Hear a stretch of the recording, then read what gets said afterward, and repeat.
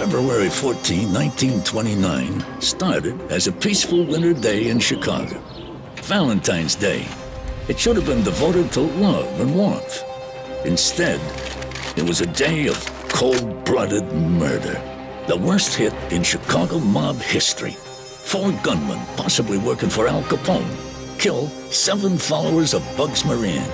The worst mob hit in Chicago history. Still unsolved.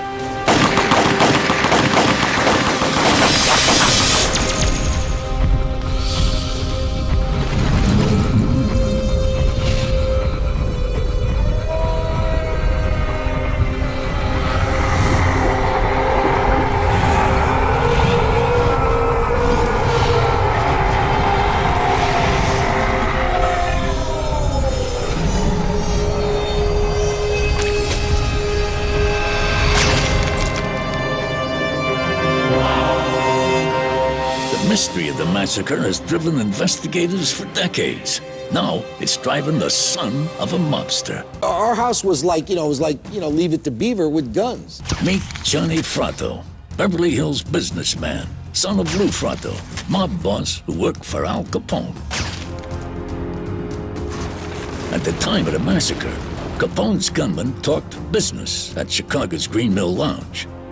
Now, Johnny, his brother Tommy, and business partner Wally talk family business. You go to a foreign country, you say Chicago, they say, oh, gangsters, Al Capone. It was like father knows best, or more like Godfather knows best. Kids in school would say, what's your dad do? Fireman, policeman. They come to us, he's self-employed. What does that mean? He's self-employed. He works for himself. In 1967, the St. Valentine's Day Massacre movie came to theaters. Lou Fratto took the kids. My dad is talking through the whole movie. It was kind of embarrassing because, it was full. And he's kind of laughing and making fun of it and said, this is ridiculous. How can people be so stupid? He really went out of his way to say none of these people are being portrayed properly. And the thing was, I think that he more or less was trying to point out who wears the white hat here? Who's the bad guy? Who were the bad guys? That was the question in Johnny Fratto's mind as he watched the Valentine's Day Massacre movie.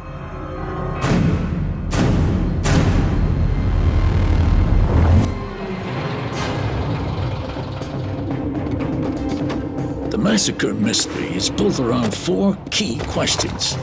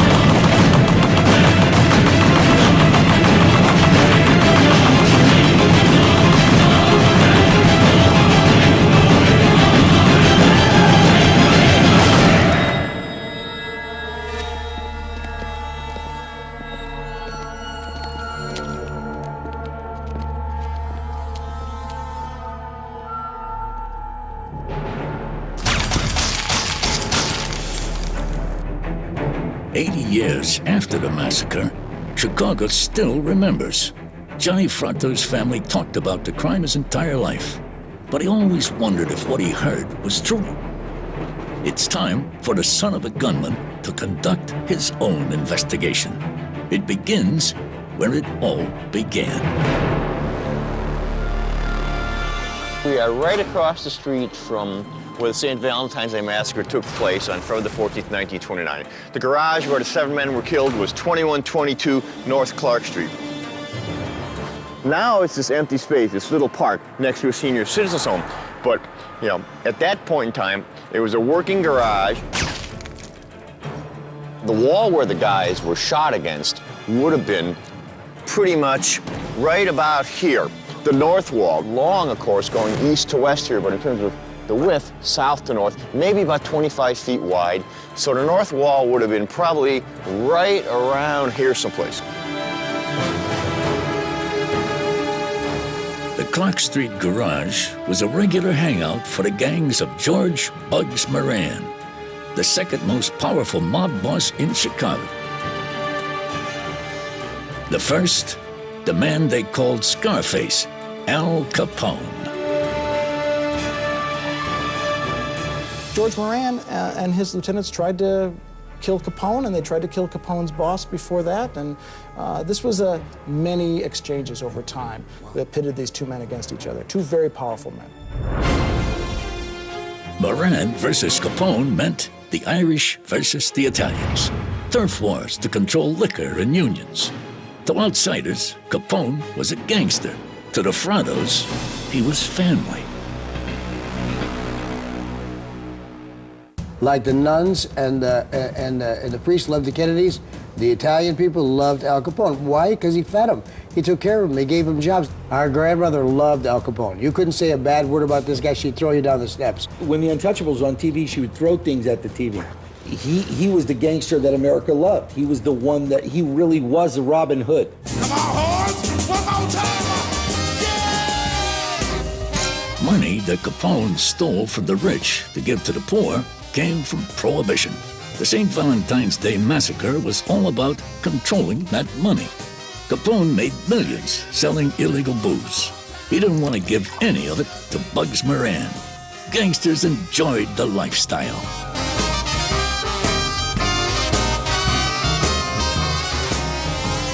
You know, this is Prohibition.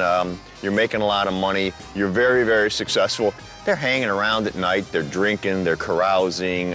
Most of these guys had mistresses. And I'm going to be honest with you. My own personal experiences of just being the son of a gangster afforded me a lot of, you know, fun.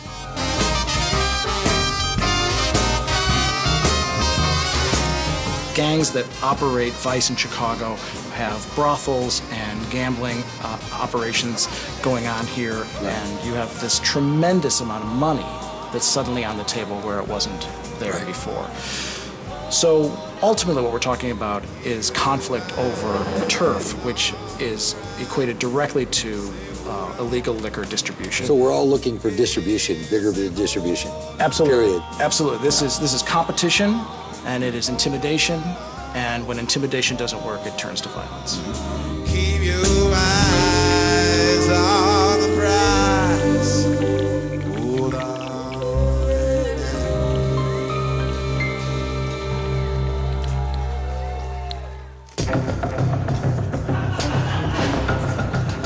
On Valentine's Day morning, eyewitnesses outside the Clark Street garage saw what they believed was a police detective's car pull up.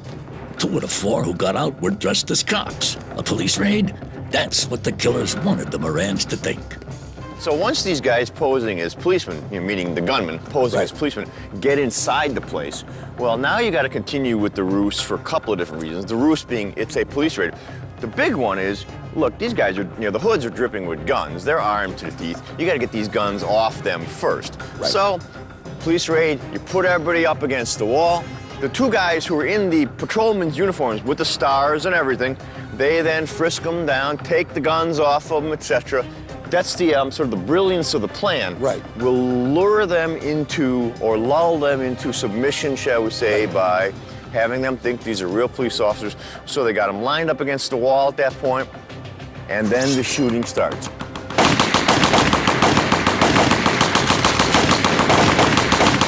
The massacre took only moments. When police arrived, Sergeant Tom Loftus was first on the scene. And what he sees is absolutely pure carnage.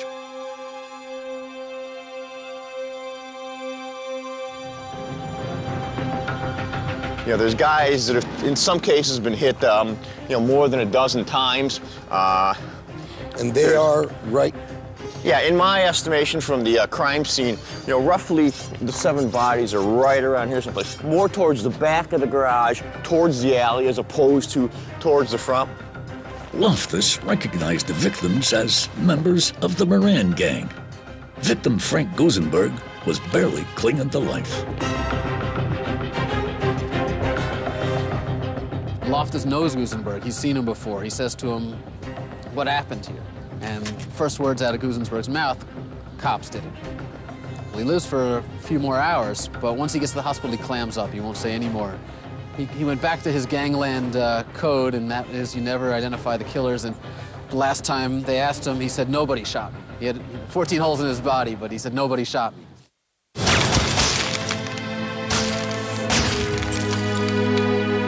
When photos of the scene hit front pages, they shocked the nation. It was one thing to hear about gangland killings, a lot different to see it. Tony Berardi, who was one of the photographers in the garage, Tony told me that I've, been on all kinds of scenes, shooting pictures, plane crashes, you name it. Nothing ever shocked me like the St. Valentine's Day Massacre.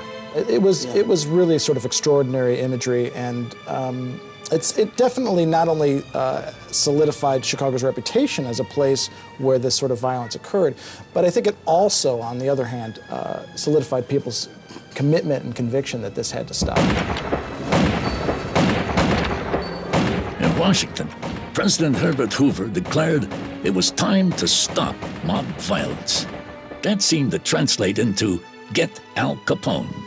Scarface behind bars could send a strong message. So where was Chicago's mob kingpin on Valentine's Day morning? Capone was in Miami at the time, which doesn't mean he couldn't have ordered it, but he was in Miami. In fact, he was meeting with the state's attorney for Dade County and with a prosecutor with a DA from Brooklyn. He had a pretty good alibi, all things considered.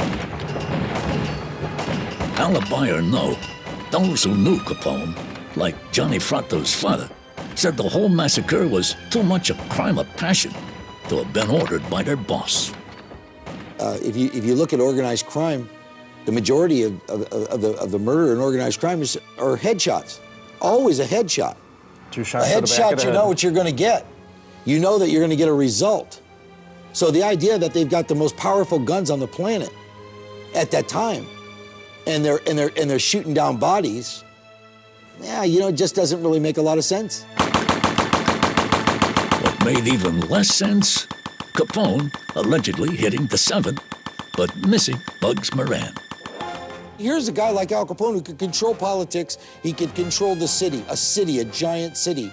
You're going to tell me he's going to make a mistake like that? He's going to let someone make a mistake like that?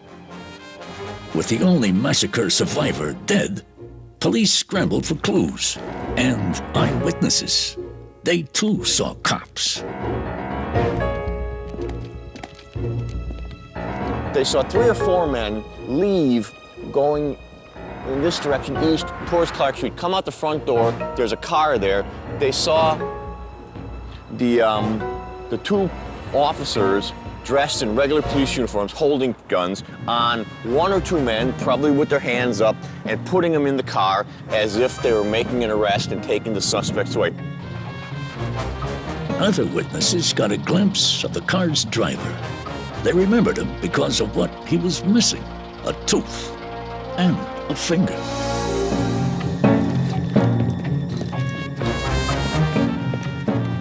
Across the street, police found a woman who rented apartments on her 2nd floor. One of the things she said to him was, well, I rented these 2 apartments to these 2 guys, and then the one guy who had the apartment in the back said he didn't want that anymore, but he would just pay me a little more and he'll join the guy in the front, and that these guys were around and they like to sit up in the front and look out the windows. In the apartment overlooking the Clark Street garage, police found a letter and a prescription bottle. that would not appear significant until years later. The most important massacre evidence would be found at the crime scene.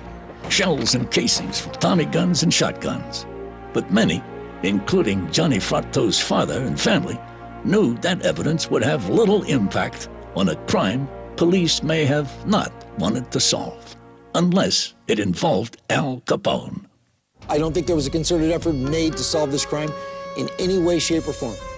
You know, they wanted it to go away. Everybody believed Al Capone did it. It was the easiest thing to believe, and that's what everybody chose to believe.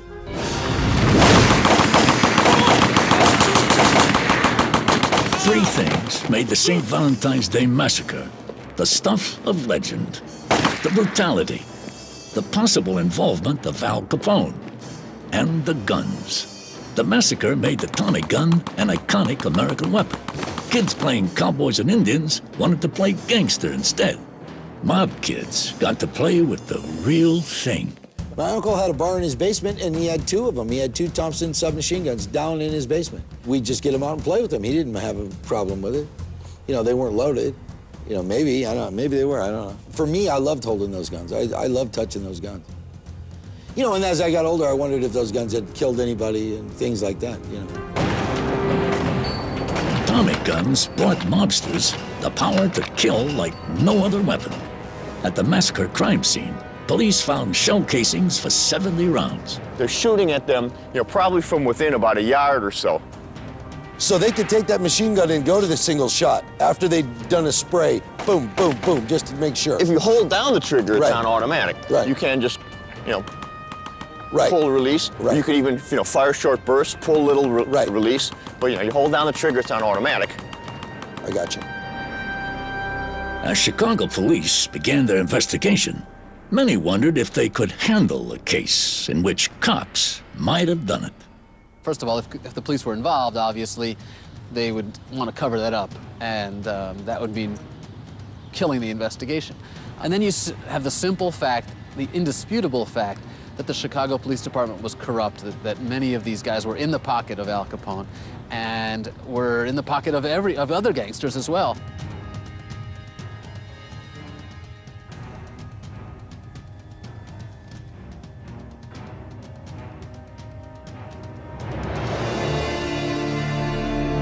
Major Calvin Goddard was probably the foremost ballistic specialist in the country. I think he had been out in New York. The good citizens of Chicago then raised the money and said, you know, we got this problem here, so what we should do is actually bring the top ballistics guy in, set him up with a lab here in the Chicago area, and this will be one of the first things he works on. Calvin Goddard was the first to prove that the barrel of every weapon leaves unique markings, fingerprints on bullets when they're fired.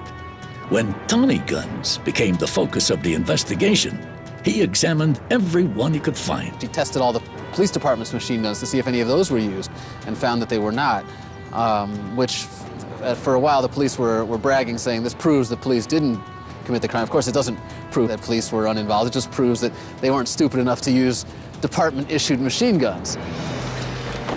Pressure was on Chicago police to make an arrest for the massacre. So they made one. Machine Gun Jack McGurn was Capone's #1 gunman. If you want to give Jack McGurn motive, he sure got it. What I question, though, is the, you know, him being involved. This is planned out like a military operation, the way the Green Berets or Special Forces would plan something out well in advance. And the best way to queer the deal is to send in guys that are recognizable to the Northsiders. They've got lookouts in the garage, front and back. These are paranoid, non-trusting individuals. They're just not going to let people walk in there. I agree. And the lookout's going to look out there and, you know, just picture us. Hey, look, guys, here's Jack McGurn in a police uniform coming up the garage. Yeah. It's all over. McGurn also had an alibi on Valentine's Day morning, a blonde alibi. Louise Rolfe said he was in the hotel with her. She said they were there all morning, that they were having a nice breakfast in bed, and she was willing to testify that he never left the room.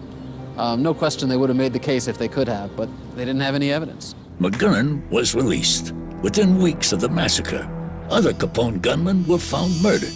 A lot of people thought Moran was responsible. revenge for the deaths of his men. But investigations would prove there was no Moran involvement. With no real leads and no arrests that would stick, police found themselves spending as much time defending their investigation as conducting it. Why couldn't they have gotten some of these gangsters to talk? You gotta believe that there were people in town who knew who did this thing. You know, these gangsters operated in a fairly small universe. These machine gunners knew each other. It's hard to believe they couldn't get somebody to flip on this thing, but it may be that they didn't want to. They didn't want to know the truth. Moving down the list of Capone gunmen, police came to Fred Killer Burke. They found some intriguing police work in his background.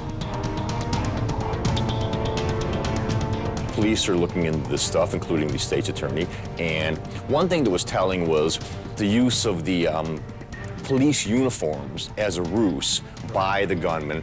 Apparently Fred Burke's gang in one of their bank robberies or something previously had done exactly the same thing, so that fit, and that got the authorities started investigating Burke. After months of searching for Burke, police came up with nothing. But in December, Burke found them in St. Joe, Michigan. After a routine traffic accident, he overreacted, as only a mob gunman could. We got Officer Charles Skelly standing on the running board, and he's looking in, peering in at Fred Burke at the wheel. He sees Fred Burke grab a .45 out of the pocket of his car, rolls the window down, and shoots the officer 3 times. The officer died. Burke fled the scene, and police searched his house. Today, it's a real estate office. Then, it proved to be an arsenal, packed with ammunition and weapons, including 2 Tommy guns. They were immediately sent to ballistics expert Calvin Goddard. They test fire him. Goddard goes to his comparison microscope, does his comparison, and proves at that time, ballistically, forensically, that this gun fired 50 rounds that day, and this gun fired 20 rounds. These are the 2 machine guns that were used in the St. Valentine's Day Massacre, February 14th, 1929. Since the day they were found, the guns have been in the possession of the Berrien County Sheriff's Department. Goddard's ballistics tests prove not only that bullets found at the crime scene were fired from the weapons, but the rate of fire was so fast it would have been impossible for any of the victims to turn, react to the gunfire, and try to protect themselves. Wow, what a feeling. Keep it down. Hey, did I hit that thing? Yes, you did. Dead center. Dead center? Dead center. I'm a bad.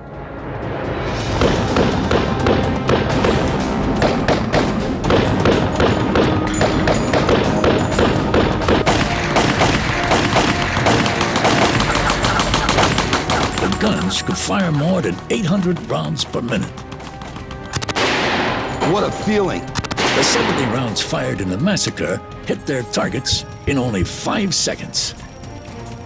Finding the weapons used in the massacre was a huge break for police that went nowhere, even after Burke was found and arrested. Burke is never questioned in the Valentine's Day Massacre. He's sent away for killing this police officer.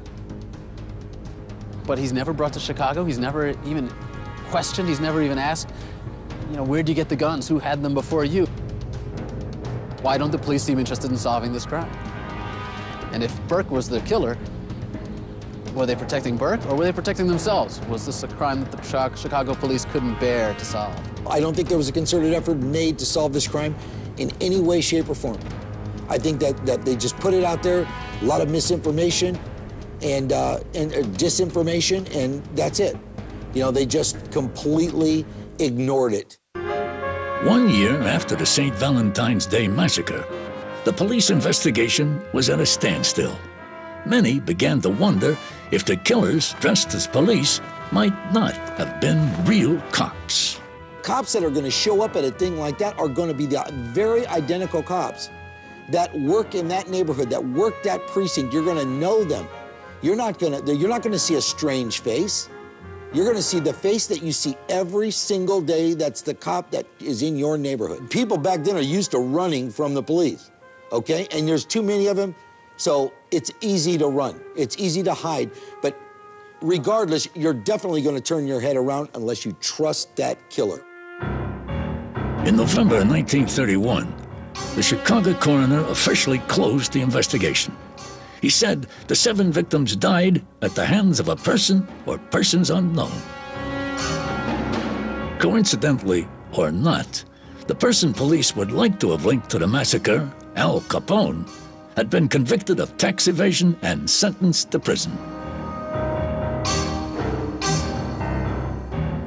Suddenly, the guy that they've been trying to suggest all along was responsible, was put away. There was no point in carrying on the charade anymore that they were going to pin this thing on Capone. You don't close an investigation like this probably forever when you have one of the crime of the century. Nobody knew Al Capone didn't have the juice to get out of that tax beef. Nobody knew that, but somebody must have, because nobody worried about it after he went to jail. The investigation may have ended, but new evidence continued to emerge. Police had little reason to link Capone gunman Gus Winkler to the crime until he himself became a target. Winkler's death prompted his wife, Georgette, to write a memoir linking him to the massacre as a killer working for Capone. She sent it to the FBI. 1 month before the crime, she was startled to see her husband with Capone gunman George Getz.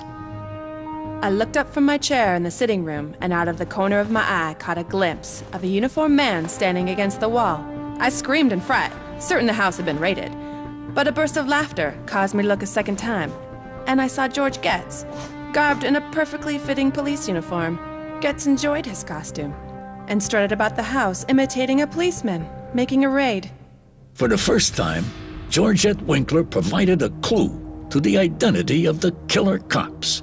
On Valentine's Day, she learned more. The sheets were devoted to the massacre that morning. When I got to the house, I threw the papers in Gus's face and went into my own room. I was too sick with horror to shed tears. In time, I got the complete story. The boys came in an automobile, garbed as policemen, entered the garage, lined the gang against the wall, and shot them down. Georgette Winkler called the group of killers the American Boys for their non-Italian heritage. She said Fred Killer Burke had provided the guns. The story made sense. The group was not from Chicago. They could have dressed as cops and not been identified. But Winkler's scenario drew little attention, too neat and tidy to be true. The Winkler story is a hard one to figure out. I mean, Winkler was never really mentioned much immediately in the aftermath of the Valentine's Day massacre. He only becomes a person of importance after his wife writes this story. And his wife, you know, she's trying to sell a book.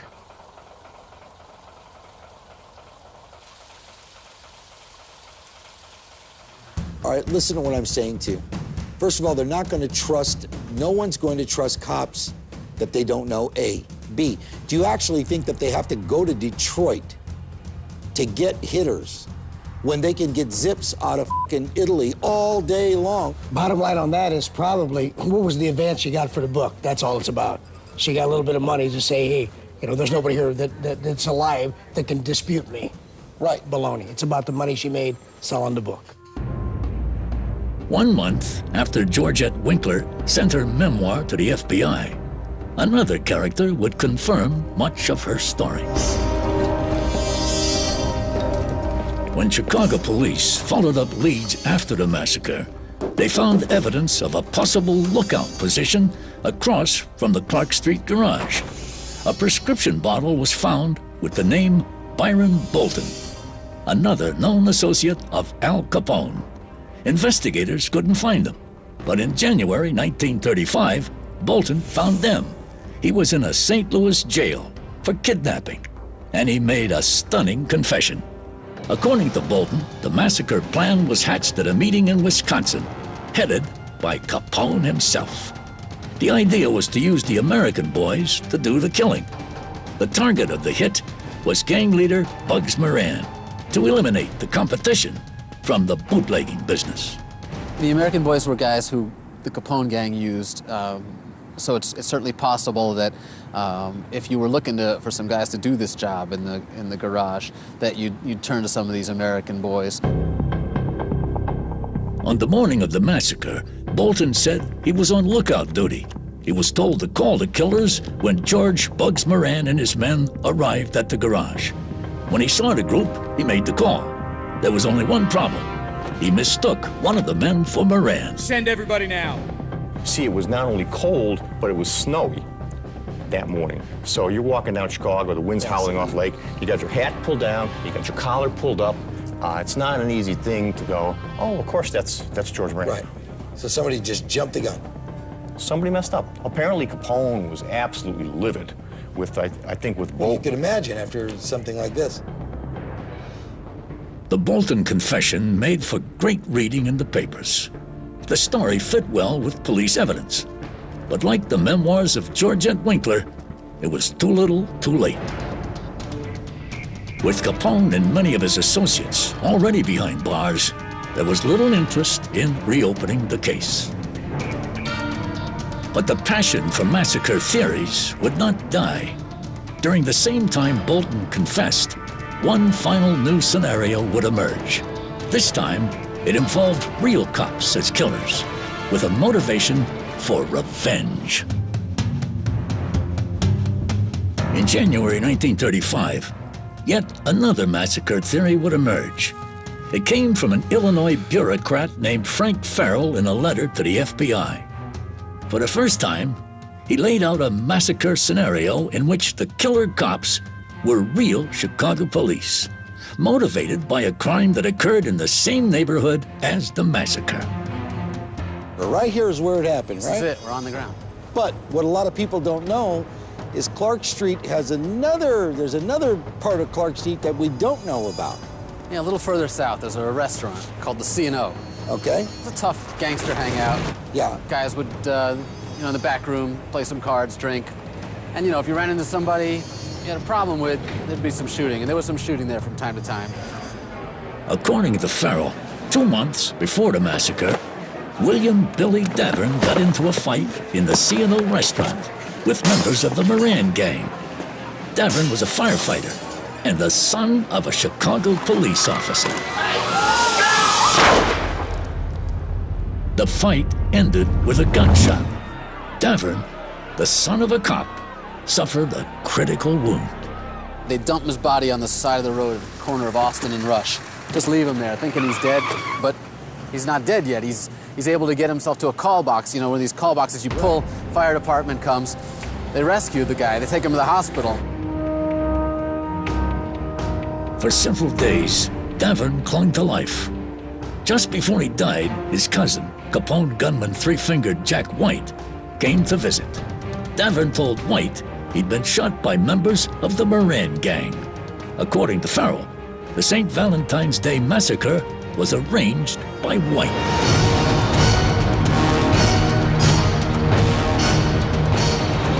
So, what you're saying is this was a retaliation hit for the hit that was done on this cop's son. A lot of it adds up. Usually if you're going to see somebody killed like this, you're going to see 7 men dead in a garage. There's going to be somebody who's angry. There's going to be a motive that's crystal clear. You're going to have somebody looking for revenge. Right. And this explains that pretty well. This fits. And you kill a cop's son, pretty much you got to expect something. That's right. It also helps explain why these guys are dressed as cops. Right. You got a cop's son killed. The cop can get you guys the uniforms. He can get the police cars they need to pull this job off. And it also helps. This is interesting. So you're saying this is real police uniforms, real cars? Absolutely. For the first time, one scenario seems to have solved all the massacre mysteries. For the Frontos, the theory of the massacre being a revenge killing just makes sense. With any crime, it's usually the simplest explanation is the one that turns out to be true. If you got to bend yourself into knots to come up with an explanation that makes sense, you're probably barking up the wrong tree. Right. Well, the straight line is the fastest way to get to the destination. That's right. But like every possible scenario, this one also has a potential flaw. It has been hotly debated. But on the morning of February 14th, 1929, three-fingered Jack White may have been in jail for murder. White almost certainly was in jail at the time of the Valentine's Day Massacre, but according to Farrell's letter and according to everything we know about Cook County Jail, that wasn't much of a problem. People were able to come and go from the jail because the guards were bribed. Not everyone agrees that it was so easy for White to get out of jail. Despite some counterclaims, there was no open-door policy at Cook County Jail. Okay. There had been some corruption and problems at Cook County Jail in 1925, which forced the local authorities to do the thing you rarely do in Chicago, to not put in a political lackey as the head of the jail, right, to go outside and get a respected, what they call, penologist from Indiana, a prison official. He came in, totally cracked down, and all the abuses at the jail are gone. The Tribune is emphatically clear about this. So there was no way that Jack White, as a convicted cop killer, is going to let anybody let him out of Cook County Jail. For the Frathos, the scenario involving three-fingered Jack White is too good not to be true. It's no longer a crime of business, but a crime of passion. When you put the element of the policeman's son in there, everything goes out the window. Now, if it's just about business, yes, it is too much of a crime of passion. You have the killing of an officer's son. Yeah, did it. And let us explain another thing about Italians in general. Children, the most important thing we have, are children. Your child, his child, that's the most important thing. Right. So when that happens, it negates everything. All reason. All reason.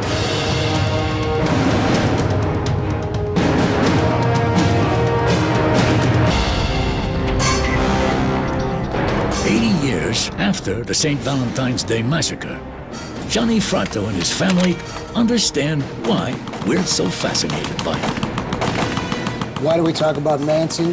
Why do we talk about all the things that happened in the past? Why do we still talk about Marilyn Monroe? Why do we still talk about Elvis Presley dying in the stool? Why do we do that? Because we like the bad things. We like to hear the gore and how gruesome. Because we, as people, are so alienated by that this is intriguing to us.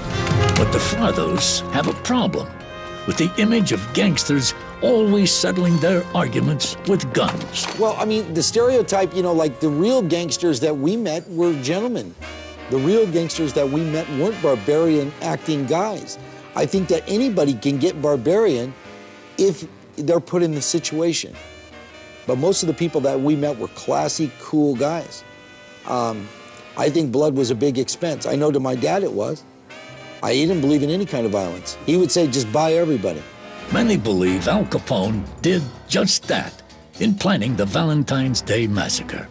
He made friends with his money, like the American boys, who took care of business without his being directly involved. I think that it's a fairly safe bet that this operation was ordered, if not planned, by Al Capone.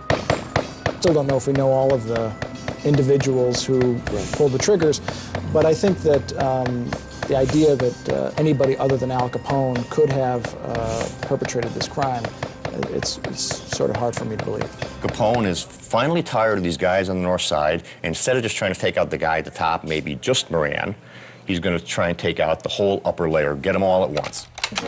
The American boys theory is the most popular because it explains why the killer cops weren't recognized.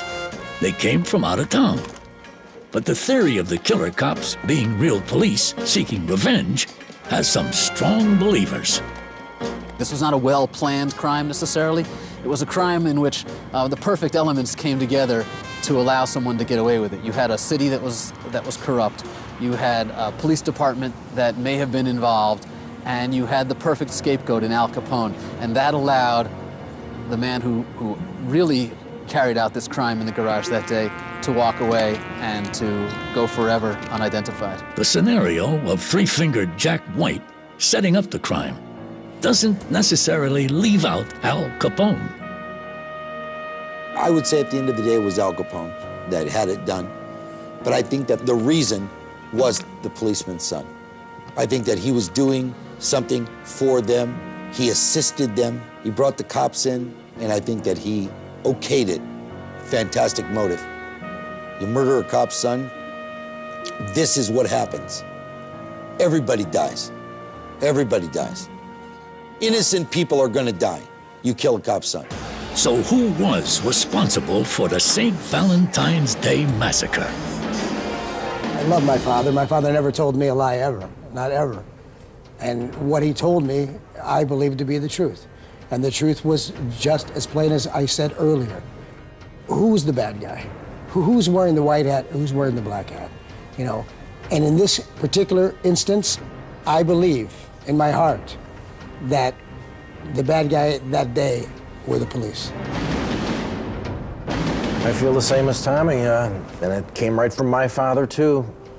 And that's the story that I got too, that it was the real police. And you grew up in Chicago. Grew up in Chicagoland, and so that's the way we always heard it. That's what we always thought was the real story. And as far as I'm concerned, I absolutely believe it was the police, because I think it's the only thing that makes any logical sense. It was as simple as what it looked like. But I do think that the killing of the policeman's son, I absolutely am convinced now. That was the reason. That was the reason. To outsiders, a mobster's death is viewed with little emotion and a lot of curiosity. But mob families mourn the loss very differently. My mind goes right to, this is a guy with a family, and you know, there's kids, and that's where my mind goes. But the reality of the situation is that could have been my dad laying on the floor too. Johnny and Tommy Fratto's father, Lou, died of cancer in 1967. The same year the Massacre movie came out. The same year he was indicted for fraud and murder. He was one of those guys that really was a family guy. He really loved his family. And it's so hard for us, it was hard for us to figure out what's going on. Right. Because you read one thing and you see one thing, then he come home and try to explain to us really what's happening, you know. I saw my dad, I saw the angst he was going through, I know he was sick, and he's trying to explain to his children, this is wrong. I did nothing here. The relentless chase from law enforcement is a part of every mobster's life. Those who survived the St. Valentine's Day massacre and its investigation did not have happy endings.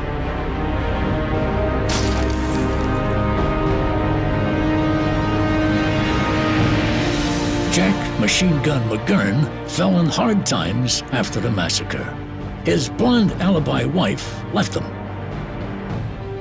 On the eve of Valentine's Day, 1936, he was shot to death.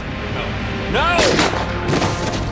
The killers left a note that read, "You've lost your job, you've lost your dough, your jewels and handsome houses. But things could be worse, you know. At least you have your trousers." Fred Killer Burke received a life sentence for his murder of the Michigan police officer. Burke died of a massive heart attack in prison. Al Capone battled syphilis and dementia in and out of prison. His doctor stated he had the mental capacity of a child. He died of a stroke at age 48. Bugs Moran outlived them all, but died of lung cancer at age 65. Within 30 years of the massacre, all major players and suspects were dead. That didn't stop anybody from trying to figure it out, and it's not stopping anybody now. Everyone loves a good story about gangsters, especially when you can't tell the good guys from the bad guys. You know, I've spent a lot of years taking my dad and turning that image around and letting people see inside the man that, you know, was a real man, a genuine man's man. I think that we've demonstrated that we are businessmen. I think we've demonstrated that we are good people, moral people, and I think that's really how we want people to see us.